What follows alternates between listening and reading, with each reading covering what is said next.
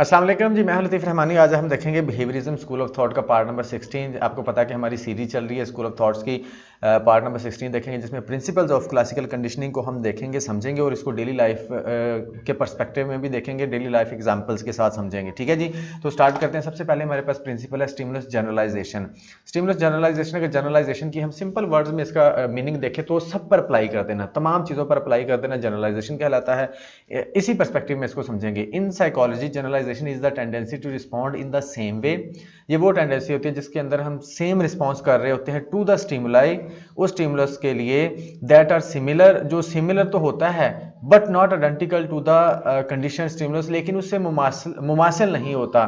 आप इसको simple words में इस तरह से समझ सकते हैं कि जनरलाइजेशन वो प्रोसेस होता है, वो अमल होता है जिसमें कोई भी जो इंडिविजुअल होता है वो सिमिलर रिस्पांस कर रहा होता है, वही रिस्पांस कर रहा होता है जो उसने पहले किसी स्टिमुलस की वजह से किया होता है। फॉर एग्जांपल अगर हम इसकी बात करें पेवलोव एक्सपेरिमेंट की, dog is started responding to the sound of different bells.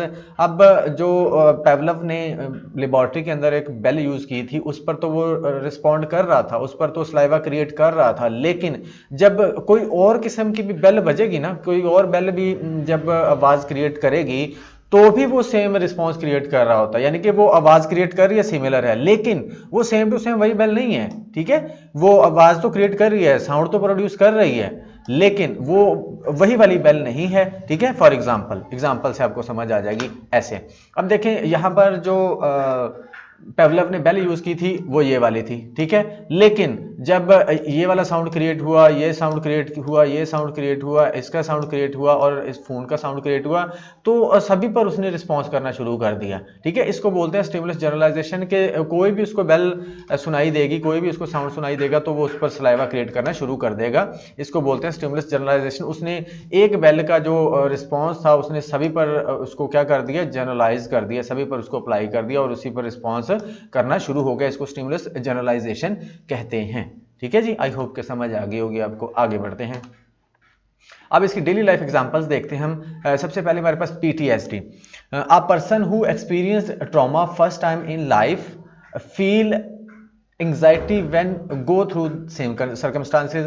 अगर किसी बंदे ने पोस्ट ट्रॉमेटिक इवेंट को देखा है, ट्रॉमा को उसने फेस किया, फॉर एग्जांपल किसी का एक्सीडेंट हो गया, किसी की डेथ हो गई है या कोई उसके सामने बड़ा हादसा हो गया है, तो वो जब भी उसी तरह के इन्वायरमेंट में जाएगा, सर्कमस्टांसेस में जाएगा, तो वो दोबारा से फील करना शुरू कर देगा। क्या फील करना शुरू कर देगा? एंग्जाइटी, फियर फील करना शुरू कर देगा, घबराहट उसको होना शुरू हो जाएगी, पैनिक अटैक्स आना शुरू हो जाएंगे। तो ये वाली स्टिमुलस जनरलाइजेशन है कि उसी तरह की वो सिचुएशन देखेगा दोबारा से, तो वो उसी तरह की उस पर कैफियत आना शुरू हो जाती है, उसी तरह का वो फील करना शुरू कर देता है। इसको पीटीएसडी भी एक स्टिमुलस जनरलाइजेशन की एग्जांपल है। ठीक है जी, उसके बाद एटिकेट्स की बात करते हैं। A parent who teaches their child to say thank you at home will transfer that skill to the other situation. अच्छा, इसको सिंपल सा हम इस तरह समझ लेते हैं। एक जो पेरेंट्स होते हैं बच्चे को सिखाते हैं कि अगर आपको कोई चीज गिफ्ट करे या आपके साथ कोई अच्छा बिहेव करे तो आप उसको थैंक यू बोलोगे। ठीक है, या आपको कोई फेवर करे तो आप थैंक यू बोलोगे। अब उसको बच्चे को सिखाया गया है घर पर, ठीक है, पेरेंट्स की जानिब से सिखाया गया, लेकिन यही वाली चीज हर जगह पे शिफ्ट हो जाएगी। कोई भी उसके साथ अच्छा सलूक करेगा, फॉर एग्जाम्पल टीचर ने उसको कोई फेवर दे दी है तो वो टीचर को भी थैंक यू बोल देगा। स्टूडेंट किसी दोस्त ने उसको फेवर दी है उसको भी थैंक यू बोल देगा। किसी हमसाये ने उसको फेवर दे दी है तो उसको थैंक यू बोल देगा। तो ये वाली चीज भी हर जगह पे अप्लाई हो जाएगी, जनरलाइज हो जाएगी। ठीक है, डिफेंस इन बॉक्सिंग। अच्छा, ये थर्ड एग्जांपल हमारे पास, a boxer conditioned by practice of defence and become defensive in every threatening situation. जो बॉक्सर होता है ना, उसकी जो प्रैक्टिस होती है उसमें उसको सिखाया जाता है पंच करें और डिफेंस करें, पंच करें डिफेंस करें, पंच करें डिफेंस करें। ठीक है, तो इसमें होता क्या है, तो उसकी वो जो चीज होती है ना, वो उसकी हैबिट बन चुकी होती है, उसकी पर्सनैलिटी का हिस्सा बन चुकी होती है। फिर जब भी ऐसी कोई सिचुएशन आती है ना जिसमें उसको थ्रेटनिंग फील होता है, सिचुएशन ऐसी है कि थ्रेटनिंग है या उसको नुकसान हो रहा है, तो वो फौरन डिफेंसिव हो जाता है। यानी कि इतनी उसकी वो प्रैक्टिस हो चुकी होती है, वो हर जगह पर उसको जनरलाइज कर देता है जब भी इसी तरह की कोई सिचुएशन आती है, अटैक वाली सिचुएशन आती है। तो ये इसकी एग्जाम्पल्स थी डेली लाइफ, और हमने स्कूल की एग्जाम्पल भी देख ली है कि अगर वो स्कूल में कुछ सीखता है, क्लासरूम में कुछ सीखता है, तो वो हर जगह पे उसको सीख रहा होता है, हर जगह पे अप्लाई कर रहा होता है। अब इसकी सिंपल सी एग्जांपल लेते हैं कि अगर क्लासरूम के अंदर टीचर ने उसको बताया है कि आपने टेस्ट कैसे अटेम्प्ट करना है, पेज लेना है, उसके बाद उसके ऊपर हेडिंग देनी है, साइडों पे लाइनें लगानी है और हर चीज़ को प्रॉपरली और अच्छे से देखना है। अब ये वाली चीज़ वो क्या करेगा, वो हर जगह पे अप्लाई करेगा, जहाँ पर भी उसको कुछ लिखना होगा, एग्जाम में भी लिख रहा होगा, अगर उसने कहीं पर असाइनमेंट बना के देनी उसमें भी वो उसी तरह से अटेम्प्ट कर रहा होगा, हर चीज़ को हर जगह पे वही वाले जो रूल्स हैं, प्रिंसिपल है, उसको जनरलाइज कर रहा होगा। ये ही स्टिमुलस जनरलाइजेशन की एग्जांपल डेली लाइफ में, और हमने इसके कॉन्सेप्ट भी समझ लिया। आई होप कि समझ आ गई होगी। आगे बढ़ते हैं जी। अब हम देखते हैं जी स्टिमुलस डिस्क्रिमिनेशन। स्टिमुलस डिस्क्रिमिनेशन क्या होता है? In classical conditioning, discrimination is a process through which individuals learn to differentiate among similar stimuli and respond appropriately to each one। इसमें ये होता है कि डिस्क्रिमिनेट करने का मतलब क्या होता है? डिफरेंस कर लेना, आइडेंटिफाई कर लेना कि इसमें डिफरेंस क्या है। स्टिमुलस डिस्क्रिमिनेशन का ये होगा कि जो इंडिविजुअल होगा वो चीज़ों के अंदर डिफरेंशिएट कर लेता है। फॉर एग्जांपल से आपको समझ आ जाएगी।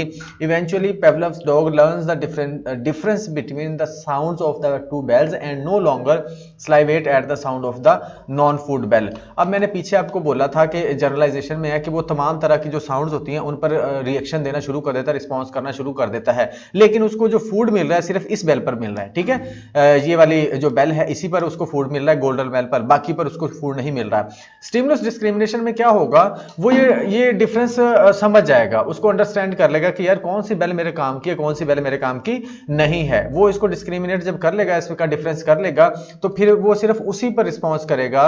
अब उसने डिस्क्रिमिनेट कर लिया कि यार गोल्डन बेल पर मुझे फूड मिलता है, तो फिर वो इसी पर रिस्पॉन्ड करना शुरू करेगा, बाकी पर रिस्पॉन्ड करना शुरू कर देगा। उसको पता चल जाता है कि यार ये वाली बेल जो है ये मेरे काम की नहीं है, ये साउंड से मुझे कुछ भी नहीं मिलता। तो इसलिए कहते हैं वो प्रोसेस जिसके थ्रू वो लर्न कर लेता है डिफरेंशिएट करना डिफरेंट स्टिमुलाई के दरमियान। ठीक है जी, एक ही तरह के डिफरेंट स्टिमुलसेस के दरमियान में डिफरेंशिएट करना वो शुरू कर देता है और उन पर अप्रोप्रिएटली रिस्पॉन्स करना शुरू कर देता है, और वो पहचान जाता है कि किस पर मुझे खाना मिलता है, किस पर नहीं मिलता, या किस पर मुझे रिवॉर्ड मिलता है, किस पर नहीं मिलता। अब हम इसकी डेली लाइफ एग्जांपल्स देखते हैं स्टिमुलस डिस्क्रिमिनेशन की प्रैक्टिस। सबसे पहले तो हम प्रैक्टिस की एग्जांपल लेते हैं। Practice makes us aware that which thing is right and which thing is wrong. ये हमें बताती है कि कौन सी चीज़ सही है, कौन सी गलत। लाइक एडिसन, जो थॉमस एडिसन थे जिन्होंने बल्ब बनाया था, डिस्कवर किया था, who tried many to make a bulb, who tried many times, who tried many times, यहाँ टाइम्स मिसिंग है, वो आप पुट कर लेना, टू मेक अ बल्ब। उसने बहुत दफ़ा कोशिश की बल्ब बनाने के लिए, एंड सैड आई फाइंड, और जब उसने बहुत सारे मेथड्स अप्लाई किए तो वो नहीं बल्ब बन सका, फाइनली उसने बना दिया था। फिर उसने एक बहुत अच्छी बात की, कहता I find those method which are not valid for bulb production. मैंने वो मेथड डेवलप किए हैं, वो मेथड मैंने डिस्कवर किए हैं जिनसे बल्ब नहीं बन सकता। मैंने लोगों को वो वाले मेथड बता दिए कि यार ये वाले मेथड आपने अप्लाई नहीं करने क्योंकि इनसे बल्ब नहीं बनता। इससे मतलब उसने डिस्क्रिमिनेट कर लिया, डिफरेंशिएट कर लिया कि कौन सी चीज़ ठीक है, कौन सी नहीं ठीक, या कौन सी काम की चीज़ है, कौन सी काम की चीज़ नहीं है, कौन सा मेथड अप्रोप्रिएट है, कौन सा अप्रोप्रिएट नहीं है। इसको बोलते हैं स्टिमुलस डिस्क्रिमिनेशन। आगे बढ़ते हैं कॉग्निटिव बिहेवियरल ट्रीटमेंट।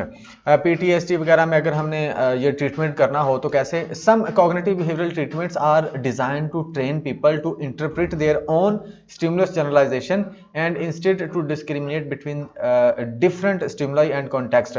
अच्छा, अगर पीटीएसडी की बात करें या एंग्जाइटी डिसऑर्डर्स की बात करें तो वो किसी वजह से ही हो रहा होता है ना। तो अब हम उसके अंदर उसको क्या सिखा रहे होते हैं कि यार वो वाली सिचुएशन जिसकी जो आपको ट्रॉमा हुआ था वो तो एक पर्टिकुलर सिचुएशन थी ना, वो तो आपके साथ रियल हुआ था। इसका मतलब ये हरगिज नहीं है कि वो हर जगह पर ऐसा होगा आपके साथ, या हर जगह पे अगर हुआ है तो वो आपके साथ ही हुआ है, ऐसा नहीं है। हम उसको डिस्क्रिमिनेट करना बता देते हैं, डिफरेंशिएट करना बता देते हैं इसके अंदर स्टिमुलस डिस्क्रिमिनेशन के अंदर। ठीक है जी, अगर हमने इसको कॉग्निटिव बिहेवियरल ट्रीटमेंट करना है या कोई भी सिचुएशन में इसको हमने समझाना है कि यार अगर वो वाली तेरे साथ हुई है तो इसका मतलब ये नहीं है कि हर सिचुएशन तुम पे अप्लाई होती है। ठीक है जी, तो ये भी एक अच्छी एग्जांपल है। उसके बाद playing a game, by practice we learn which response is valid for particular stimulus and which is not. अगर आप गेम खेल रहे हैं तो आपको पता चल जाता है कि मैं कौन सा एक्शन करूंगा तो मुझे इसका आगे से रिस्पॉन्स क्या आएगा, ठीक है जी। तो हम जब गेम खेल रहे होते हैं तो हम बहुत ही केयरफुली वो चीज़ों को समझ के आगे बढ़ रहे होते हैं। पहली दफ़ा आप खेलते तो आप बहुत सी गलतियां करते हैं, लेकिन जैसे जैसे आप उसको एक्सपर्ट होते चले जाते हैं आपको बहुत सी चीज़ों का पता चल जाता है कि कौन सी ठीक है कौन सी गलत है। तो ये डेली लाइफ पे आप इसको अप्लाई कर सकते हो इस तरह से। इसी तरह से आप इसको क्लासरूम के अंदर भी अप्लाई कर सकते हो कि क्लासरूम के अंदर कौन से बिहेवियर अप्रोप्रिएट होते हैं, कौन से अप्रोप्रिएट नहीं होते हैं। वो बिहेवियर्स जिन पर उनको बच्चे को डांट पड़ती है वो उसको डिस्क्रिमिनेट करना शुरू कर देता है, और वो बिहेवियर जिन पर उसको अप्रिसिएशन मिलती है उनको करना शुरू कर देता है। तो इन दोनों के दरमियान में वो डिस्क्रिमिनेशन कर लेता है कि यार कौन से सही है कौन से नहीं सही। तो इसको हम हर जगह पे अप्लाई कर सकते हैं, ये जनरल चीज़ है, इसको हर जगह पे अप्लाई कर दो। रूल मैंने आपको बता दिया है कि सिर्फ इसमें डिफ्रेंशिएट करना है आपने कि कौन सा अप्रोप्रिएट है कौन सा अप्रोप्रिएट नहीं है। आगे बढ़ते हैं। आगे हमारे पास एक्सटिंक्शन।